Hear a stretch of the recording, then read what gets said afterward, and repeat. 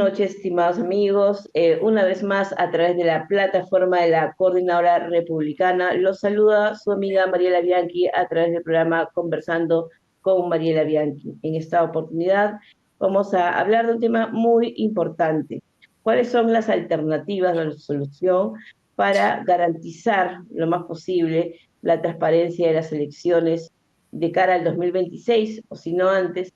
Y que nos asegure a todos los ciudadanos unas elecciones que realmente reflejen la voluntad popular. Para ello hemos invitado al ilustre, el doctor Mariano Pucho Espinosa.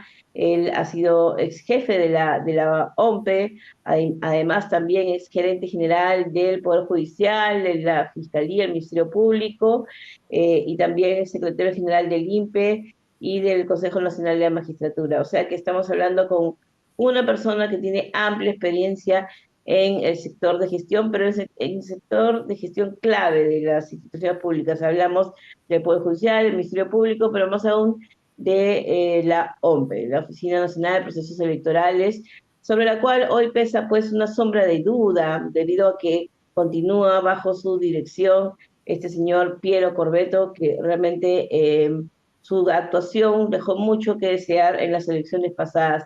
Pero bueno, sin más preámbulo, le damos la bienvenida al doctor Mariano Acucho para que nos pueda dar sus alcances y sus impresiones respecto al actual escenario sobre el cual se desarrollaría el sistema electoral del Perú. Muy buenas noches, doctor. Un gusto tenerlo en esta plataforma. Buenas noches. Bueno, el escenario futuro tenemos que analizar previamente.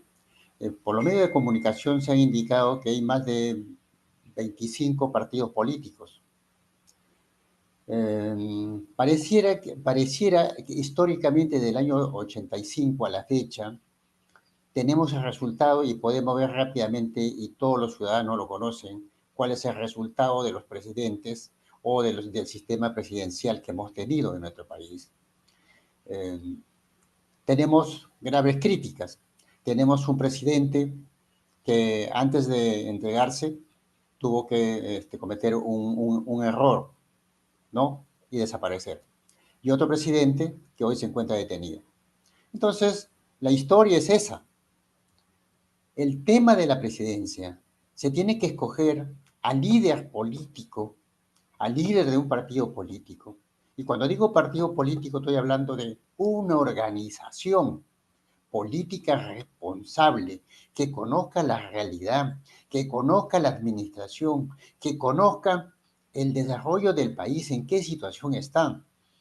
Eh, y cada partido político que ingresa a un nivel de competencia para las elecciones no tiene que invertir en publicidad.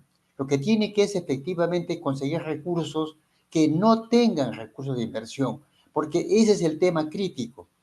Porque si alguien aporta dinero a alguna empresa, a alguna persona, está pensando en redituar el ingreso que entregó o los recursos que entregó. Entonces está pidiendo un ministerio, está pidiendo un sector, está pidiendo la participación en las diferentes licitaciones en el país. Y eso no es, y eso es hasta ahora. Entonces hay un problema crítico en ello.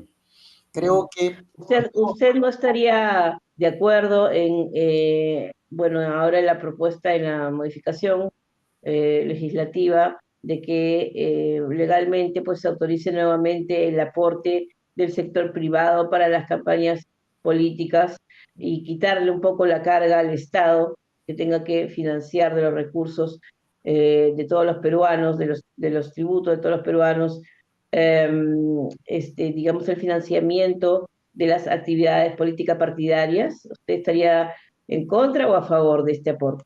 No, a favor, porque las empresas o lo que aportan, aportan para el país, no aportan para un beneficio. Si su aporte es una inversión, no estoy de acuerdo. Pero si su Ya, aporte es pero para beneficio cla- del país, porque ellos claro, tienen que pensar en ello. Yo claro, aporto para que pero apoye mi sí. país. Ujú, doctor, pero viendo un poco la mentalidad de los empresarios, obviamente no van a invertir necesariamente, no todos, al menos por amor a la camiseta, por amor al Perú. Ellos de alguna manera van a querer que los congresistas o el partido sobre el cual están dando financiamiento, cuando llegue el momento del poder, pues sea una especie de lobista, ¿no? De sus intereses. ¿Hasta qué punto habría ese límite? Porque evidentemente siempre con mentalidad de empresario, los empresarios van a querer ganar, ganar, ¿no? Entonces, ¿cuál es su perspectiva respecto a eso? Si es una inversión la que están proponiendo como inversión, estoy de acuerdo con lo que tú dices. Ellos van a invertir para ganar.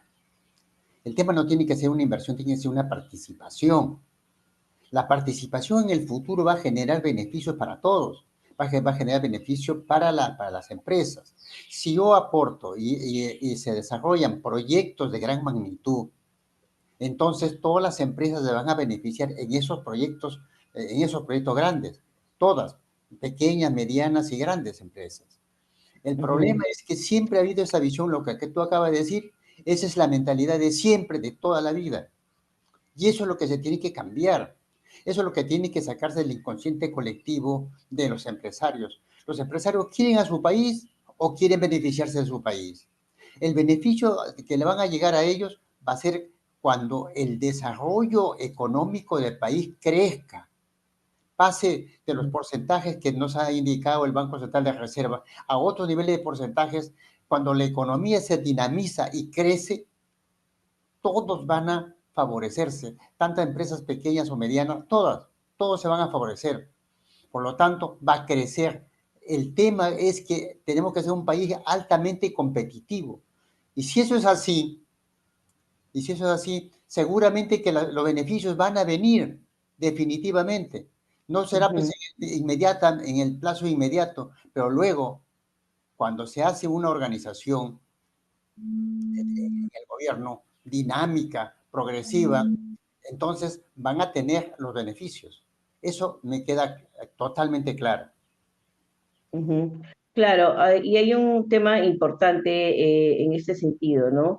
Eh, Porque ahorita estamos viendo en este escenario que probablemente, de acuerdo a la inestabilidad política, habría todavía una posibilidad de un adelanto de las elecciones. Y a este tema voy, dada su experiencia como es jefe de la OMPE y de acuerdo a su lectura del papel que ha desarrollado y que aún desarrolla Piero Corbeto en la OMPE, de acuerdo a su criterio, ¿usted piensa que las elecciones de cara al 2026 habría una mediana transparencia o estaríamos en un escenario similar al del 2021, en donde hubieron serios cuestionamientos a la idoneidad y transparencia del proceso electoral, más aún cuando no se quisieron enseñar las actas electorales?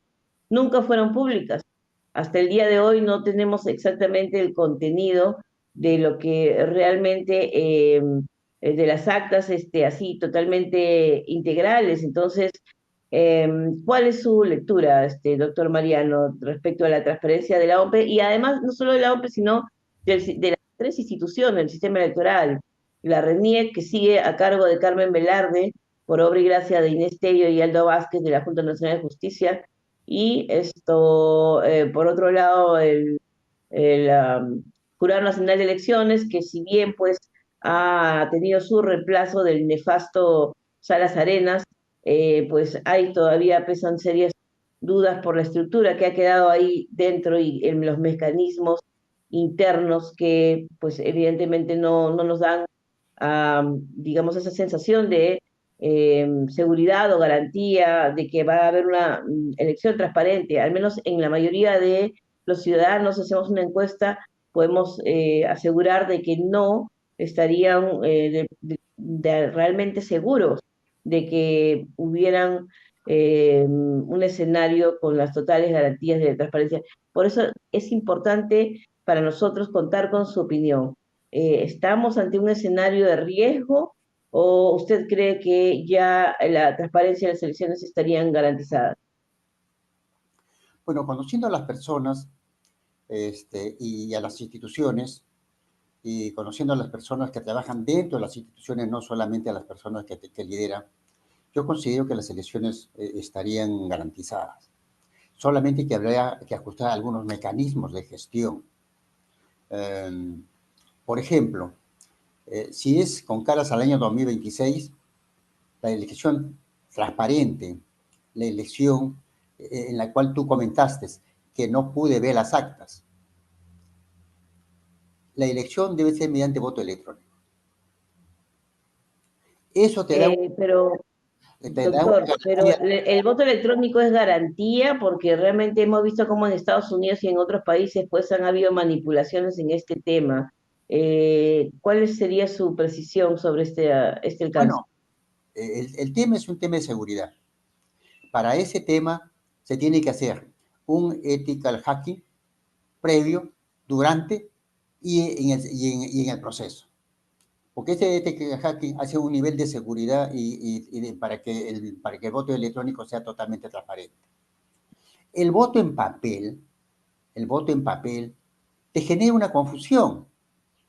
Te puedo indicar. La cédula de votación, por ejemplo, tiene dos cuadraditos. Tienes que votar este, por 2 personas para el Congreso, Ujú, ¿correcto? Y ujú. entonces, cuando dice voy a votar por el 22 y por el 26, en un cuadrito se pone el 2 y en el otro cuadrado también se pone el 2. Ella ha votado por el 2 y el 2. Ujú. O digo, voy a votar por el 16 y el 32. Pone por el 1 y el 6. No está votando, porque no hay costumbre, no hay un mecanismo permanente de educación, aunque se haga la educación, pero no se llega al 100% del personal para poder indicarles cómo votar. Por eso el comentario que tú has hecho de las actas justamente se realiza por eso, porque luego también viene a la segunda fase de hacer el conteo final y el acta final. Y en el acta final, los miembros de mesa, no todos son pues que tengan, son universitarios, sino son los mayores de 18 años. Entonces, ¿qué pasa? No sabemos escribir bien los números. Entonces, un 1 más o menos se parece a un 7, entonces comienzan a sumar. Entonces, hay un problema. Hay un Ujú, problema cuando es manual, pero cuando es electrónico, no. Cuando es electrónico, ¿cómo se llama? Se suma automáticamente. Y en el caso del voto electrónico, en otros países, lo que sucede, tú no tienes un modo de hacer el chequeo después de las elecciones. En el voto ujú. electrónico que se implementó en Perú y no hemos tenido observación, ojo, ni una observación técnica. Mm, Se imprimía el voto y se depositaba el voto. Al final se contabilizaba el voto. Con una lectora se contabiliza el voto y no hubo problemas. Bien, entonces seguramente que las personas que están en contra del voto electrónico, o sea, dirán, comentarán diferentes aspectos, diferentes comentarios, seguramente los comentarios más críticos, que eso no es cierto. La tecnología ha avanzado. En este momento estamos conversando directamente porque la tecnología avanzó. Caso contrario, Ujú, tendríamos que estar en tu oficina. Bien, ujú. otro tema. La tecnología ha avanzado tanto que uno tiene un celular y puede comunicar, puede enviar los memorandos, puede enviar correos del celular. Si no, estamos regresando, cuando regresamos al papel, me parece que estamos regresando a las épocas cuando teníamos la oficina de correo y telecomunicaciones, habría que ir con su papelito y depositar el papel para que lo envíen. No Sí, podemos pues. hacer eso, o sea, en lugar Mm. de decir que estamos un país en el cual existe el nivel de tecnología, ¿no? Debemos utilizar toda la tecnología que sea posible y toda la barrera de seguridad, que también es posible hoy. Tampoco no es un tema crítico, pero para aquellos que necesitan el voto en papel, porque cuando van a la mesa a discutir el voto a voto, entonces comienzan a discutir. No, ese se parece a uno, no, ese se parece, es que mi voto, es que mi voto. Entonces, eso no está Y bien. ahí les da la posibilidad de negociar a los personeros, Correcto, ¿no? correcto. Entonces, eso no estamos, no, yo particularmente nunca estuve de acuerdo. Siempre para mí el voto electrónico es la solución más práctica, más consciente, con todas las seguridades habidas y por haber. Pero doctor, ahí hay un detalle, no en todas las zonas del país hay conectividad. ¿Cómo superaríamos ese tema? Si bien ahora estamos procurando, pues la tecnología está creciendo, estamos desarrollándonos en muchos aspectos, pero por ejemplo en Iquitos, que dicen que hay problemas de conectividad y la zona de la selva del país y ciertas áreas también por el tema de los cerros y cosas en la sierra. ¿Cómo superaríamos ese tema de la conectividad, el tema de Internet?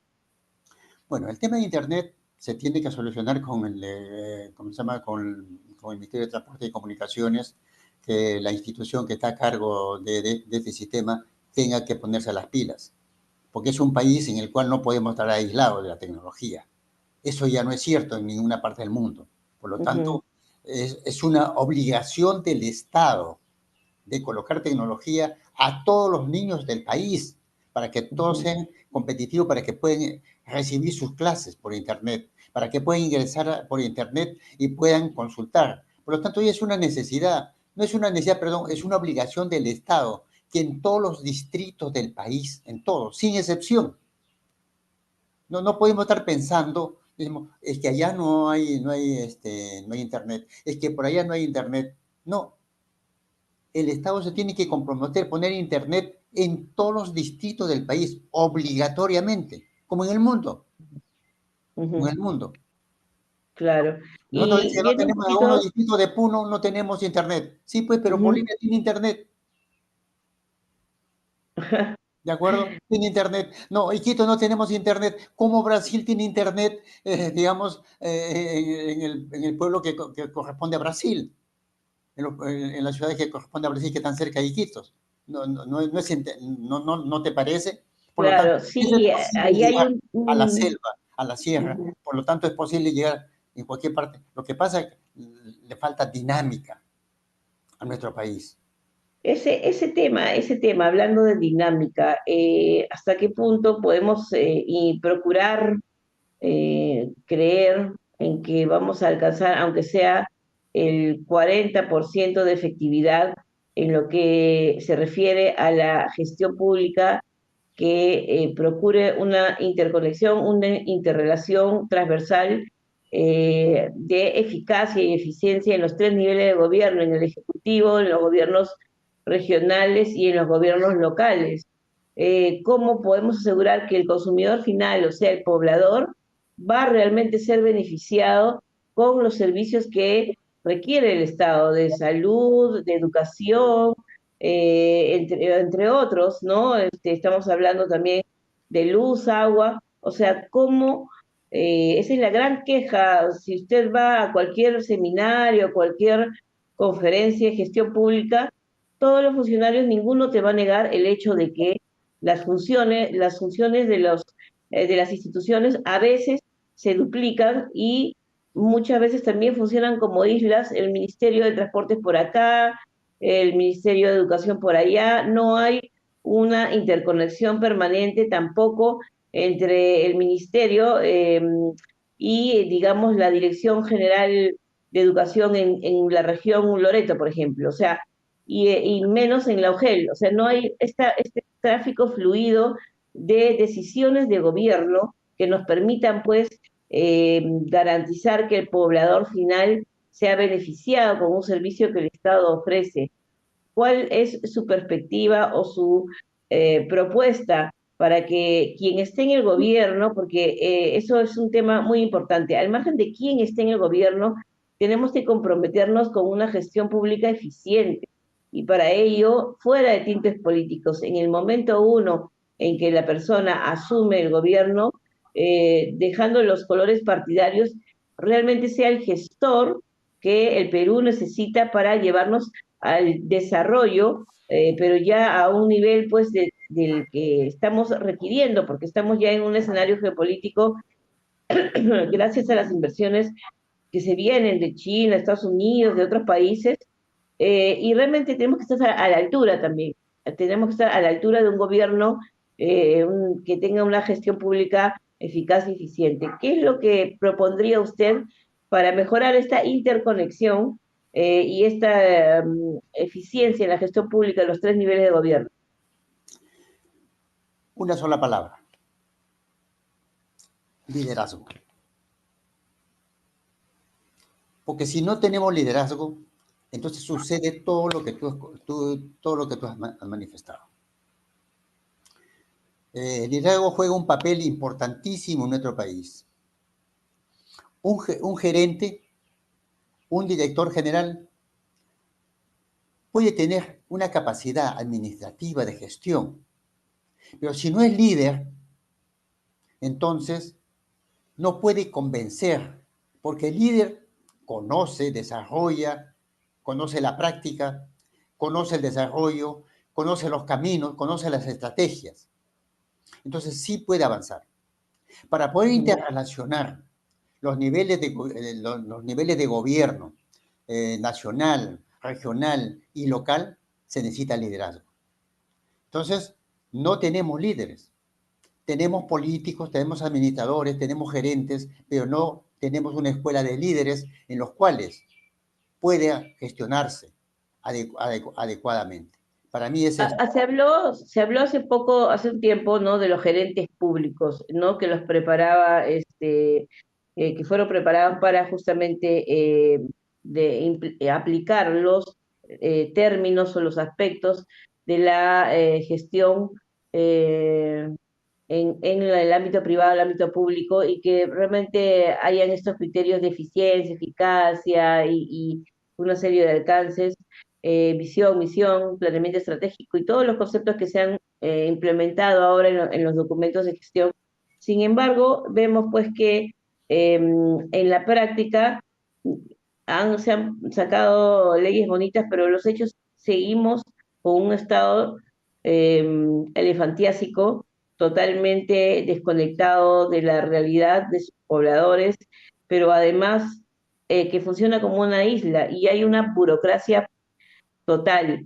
Pregunto, en el caso, si usted tuviera la posibilidad de formar parte de un equipo de gobierno y hubiera una propuesta electoral o un presidente y lo convocaran a ser parte del equipo de gobierno, ¿usted propondría algo similar como el presidente Milei de Argentina, de reducir al mínimo el aparato burocrático del Estado? Bueno, son estrategias diferentes, son realidades diferentes.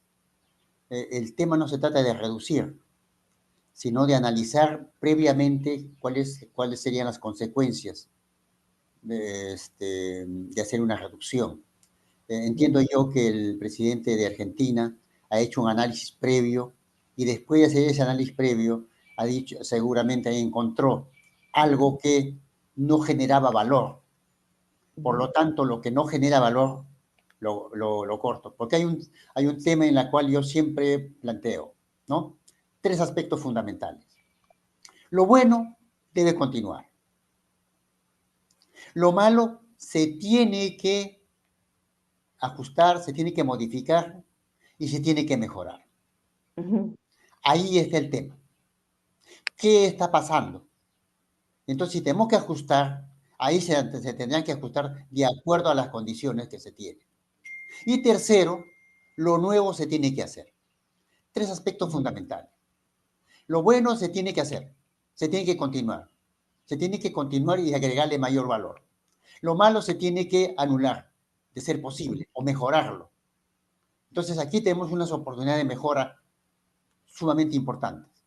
Y lo nuevo, lo que no se hizo, lo que no se vio, eso, por ejemplo, esa experiencia la vi yo digamos, en República Dominicana.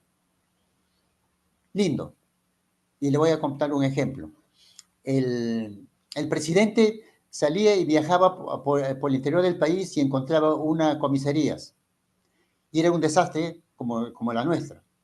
A la semana siguiente la comisaría ya estaba plana, no había comisaría. En los 15 días siguientes ya estaban preparando la nueva comisaría. Entonces, algo que no estaba bien adecuado, inmediatamente se cambiaba. Creo que es un buen ejemplo la de la República Dominicana que desarrollaron en este caso.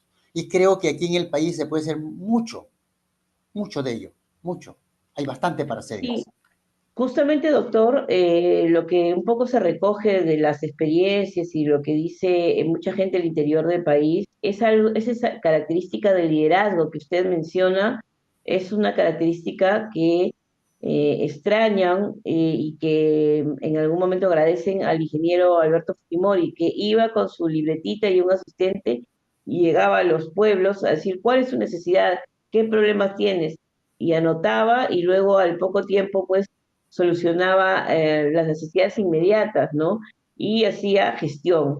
Ahora, y cada vez que se plantean análisis y alcances sobre la gestión pública, sobre el gobierno, se llega a un solo punto, a un solo puerto.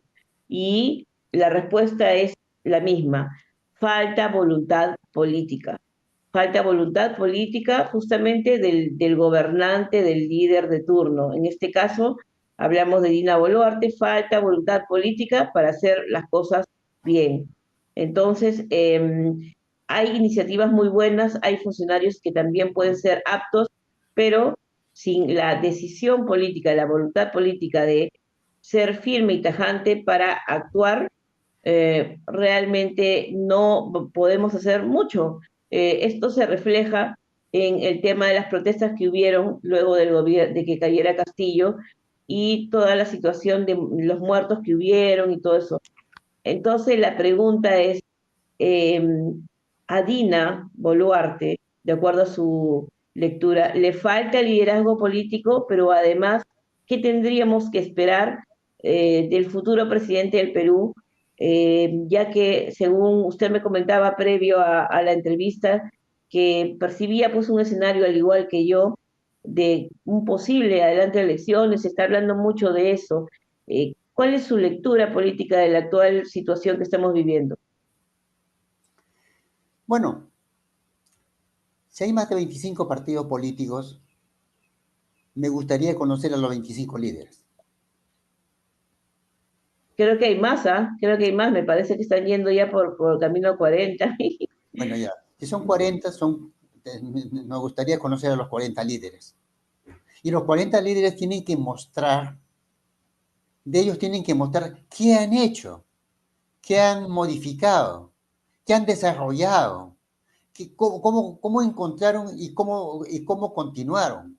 No es un tema que yo sé hablar bonito en la política. Conozco y trato de indicarles pues a los que van a votar conmigo, ¿no? De diferentes maneras, ¿no? De diferentes formas de lenguaje. Eso no está bien. A las personas, a nuestros conciudadanos, a los más pobres, habría que decirles la verdad. ¿Cómo vamos a trabajar? ¿Qué es lo que se va a hacer? Y habría que decirles de dónde van a salir los recursos. Por ejemplo, el año pasado 2023 se gastaron 1.800 millones de soles en compra de papel, en compra de toner, en pago de courier, mantenimiento de computadora. Más o menos cerca de 500 millones de dólares en papel. Eso, más o menos de ello, eso de todo el sector público, tanto gobierno central, gobierno regional y gobiernos locales. Estamos hablando más de 500 millones que se gastaron. Entonces, una solución, cero papel, cero papel. Ujú. Entonces, nadie tiene que, entonces, ahí los ciudadanos no tienen que venir a presentar una solicitud. La solicitud lo preparan en su casa y lo envían por correo. Hoy lo Así envían es. por correo, pero no lo atiende. Entonces, le tengo que hacer un ingreso para que yo Ujú, pueda atenderlo, porque tanto reciben los funcionarios correos y correos y correos, toneladas de correos, y no los abren los correos, por lo tanto no le devuelven. Eh, ujú, En tal sentido, lo que se tiene que hacer es una mesa de partes electrónica, macro, en la cual todos los ciudadanos que tengan que hacerle algún pedido tengan una atención. Y eso se puede hacer, y la atención y la respuesta se puede hacer por inteligencia artificial también. ¿Bien? Entonces, hay medios de comunicación, hay formas de cómo comunicarse con la sociedad, de cómo llegar a los peruanos y de cómo ayudarlos a los peruanos. Cómo ayudar ujú. a un proceso de desarrollo también. Entonces, creo que eso es importante.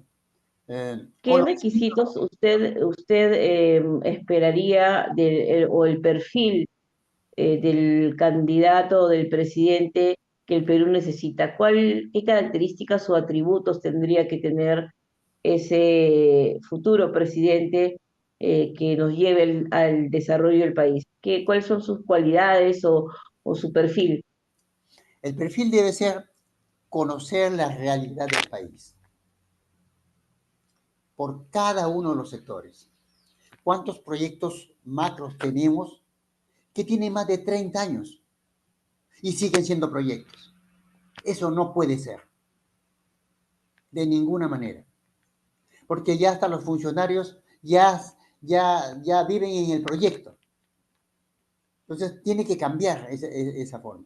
Entonces, ese presidente tiene que conocer cuántos son los proyectos que están en esta situación y qué hacer por los proyectos. No solamente saberlo, sino qué hacer, cómo, cómo generarle valor, cómo agregarle valor a esa dinámica de gestión que ha venido por algunos hasta 30 años. ¿Bien? Otro tema es conocer el ámbito de la minería, el ámbito de la agricultura, el ámbito de la minería, el ámbito del petróleo, el ámbito de toda la economía del país. Tiene que conocer. Entonces, otro tema, tiene que tener voluntad política. Si no hay voluntad Eso, política, si no hay voluntad voluntad política, usted lo ha tiempo, dicho. ¿no? Y tiene que ser, esa voluntad política tiene que estar ligada al liderazgo. Porque si tiene voluntad política y no está ligada al liderazgo, entonces no hay una dinámica. En ese caso, por ejemplo, el presidente de Argentina algo ha hecho de eso, ¿no? Entonces está avanzando. ¿Por qué? Porque tiene voluntad política y liderazgo. Entonces tiene conocimiento y tiene respaldo de la población, porque las cosas que hace las está haciendo bien. Mm. Entonces trata de que los errores del pasado no vuelvan a ocurrir. Eso es muy importante, ¿no? Porque está mejorando. Entonces las personas miran, si ya estoy mejorando, está mejorando mi país, eso es lo que yo estaba esperando. Si mejora Ujú. la situación económica del país, yo mejora mi situación económica, porque Claro que probablemente sí. haya más trabajo, más empresas, las empresas sean más productivas, las empresas sean más dinámicas, más competitivas, por lo tanto necesitan más empleados. Ujú. ¿Bien? Y por lo tanto, Sí, también juega un papel importante las universidades en cómo desarrollar, ¿no?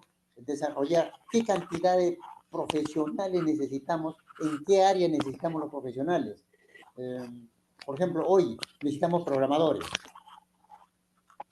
¿no? Entonces, ¿qué estamos haciendo en las universidades? Que gestionen las universidades mayor desarrollo de programadores. Y así no solamente pueden apoyar a las empresas nacionales, sino también a las internacionales. Conozco unos amigos que dan asesoría y consultoría a países, digamos, a empresas de países extranjeros, por ejemplo. Y eso es bueno, ujú, porque es el desarrollo profesional. Entonces, ujú. la vida de esos profesionales ha cambiado rotundamente. Y de eso es lo que se trata. Porque hay que ver cómo cambia la situación de las personas. Porque un país es una reunión como tú lo sabes, es una reunión de todas las personas. Y por lo tanto, si todas las personas mejoran su situación, entonces el país mejora, es más competitivo. De eso se trata. Claro, y yendo, justamente usted habló de las universidades. Estamos, y en realidad yo me voy más allá, a la situación tan caótica que estamos viviendo en el área de educación. Estamos viendo que no sé si somos el último o el penúltimo país, de acuerdo en escala, sobre la evaluación del examen PISA. O sea, ya caímos, pero a niveles ya, o sea, de lo más bajos históricamente. ¿Qué hacer frente al escenario de educación, doctor? Estamos realmente muy preocupados porque los que ya somos un poquito de nuestra edad, digamos, pase 5 para arriba, ¿cómo es el escenario para nuestros hijos o nietos que realmente, pues, competitivamente hablando con otros países, ya sea de la región o el mundo, estamos con universidades que están en rangos no tan competitivos como para medirnos, pues, al nivel de la educación de otros países. En el tema que es la educación básica, la educación escolar, estamos pero en el suelo. ¿Qué hacer para rescatar este sector, doctor? Bueno, nuevamente llegamos al mismo tema, voluntad política y liderazgo en el Ministerio de Educación. Lo que necesitamos es que a nuestros niños estén al frente de profesores altamente capacitados. Se tiene que capacitar al recurso humano que le tiene que transferir a los niños conocimientos. Entonces, los profesores de primaria y secundaria tienen que ser del mismo nivel de los profesores de primaria y secundaria de los colegios particulares. El Ahí mismo, hay un detalle, el tema remunerativo. bueno, tenemos que ver ese tema, que es importante el tema remunerativo. Pero el tema remunerativo tiene que ir aparejado con un nivel de capacitación. Porque si yo, la educación es como una empresa. En una empresa, si tú capacitas al obrero, porque tú necesitas que tu producto salga mejor, Ujú. y tu producto sea exportable, entonces a tu obrero lo capacita de tal manera de que tenga pocos errores, pocas fallas en la producción. Y así el producto va a salir más rápido al mercado y va a ser competitivo. Exactamente lo que tenemos que hacer en la educación es que nuestros obreros, por decir en buena forma de la palabra, y no quiero que lo tomen a mal, porque yo me siento un obrero siempre, que los profesores sean capacitados en el nivel que realmente corresponde a la educación. Tú no le puedes exigir a un profesor cuyo nivel de capacitación no me he enterado o no le he dado, y también me he olvidado de su parte remunerativa, ¿no? Y eso es un tema ahí, es un tema de voluntad política. ¿Qué tenemos que hacer con la educación? Porque no es el pago al profesor. Lo que estamos creando son niños. Y lo que le Ujú. estamos dando, lo que le vamos a pagar al profesor es lo que le estamos dando a los niños. Tenemos que mirarlo en ese enfoque. Porque yo quiero Así es. niños altamente capacitados que en la prueba PISA ocupen los primeros puestos. Y para ocupar los primeros puestos se necesita profesores altamente capacitados y que obviamente sus necesidades sean cubiertas. Y Ujú. tenemos que verla por ese aspecto. La educación es la parte medular importante para el desarrollo de un país. Si los Así es. estudiantes de la primaria, secundaria, no están bien capacitados cuando ingresen a las universidades, y a veces no pueden ingresar a las universidades porque, porque a veces no están bien capacitados los niños, y eso no está bien. Entonces el niño es el centro, en la educación es el centro importantísimo de darle un nivel de capacitación de primer nivel, de nivel competitivo. Ese niño debe saber, para entrar al mundo, debe venir sabiendo seguramente uno o dos idiomas, o tres. Claro que sí. Por lo tanto, eso se capitaliza, porque lo que estoy haciendo yo en el futuro, jóvenes, profesionales, competitivos para el mundo, eso es lo que tienen que ofrecer. Y seguramente muchos de ellos se quedarán a trabajar en las empresas, pero no como técnicos, sino como profesionales. Eso es lo Ujú. más importante. Y a las empresas les va a interesar que tenga profesionales nacionales, ¿no? Y que son competitivos. Y creo que ellos, Muchas gracias, doctor, que por ellos su participación. entonces Sí, la educación tiene que ser un tema sumamente importante. muchas gracias, doctor, por su participación. En realidad hay muchos temas tan importantes y cruciales para tratar. Realmente lo comprometo para una siguiente entrevista porque tenemos que seguir analizando cuál es el escenario que se viene para el 2025 ya y qué podemos hacer nosotros como ciudadanos para contribuir desde nuestra posición al desarrollo en nuestro país. Muchos no queremos irnos, hemos visto un alto índice, el otro día nos han mostrado un alto índice de viajes al exterior de migración que hay peruana, de enero a septiembre, 600.000 peruanos han ido para ya no volver. Creo que de los que nos estamos quedando, definitivamente queremos trabajar por el desarrollo de nuestro país porque amamos nuestra tierra y no queremos irnos. Así que creo que si trabajamos en equipo y como usted dice, contando con líderes que tengan voluntad política y voluntad de hacer gestión, podremos encontrar una esperanza en el futuro de que las cosas van a mejorar. Gracias, doctor, y espero tenerlo en esta plataforma en otra oportunidad. Un mensaje final para todos los que nos están escuchando. El día de las elecciones tienen que pensar, votar a un líder que tenga conocimiento de la vida económica del país. Esa sería mi recomendación, para que mejore el país. Caso contrario, será igual, del año 85 a la fecha. Así es. Eso Le no agradezco va a poner bastante. la crisis. Así es. Le agradezco bastante, doctor, su participación. Dios mediante estaremos conversando en otra oportunidad. Muchas gracias. Esta ha sido la entrevista al doctor Mariano Acucho desde la plataforma de la Coordinadora Republicando, agradeciendo también la retransmisión de entrevista por BHTV, La Abeja, Conectados TV y Cable Más y las 49 repetidoras que se dan a nivel nacional. Muy buenas noches, que Dios los bendiga.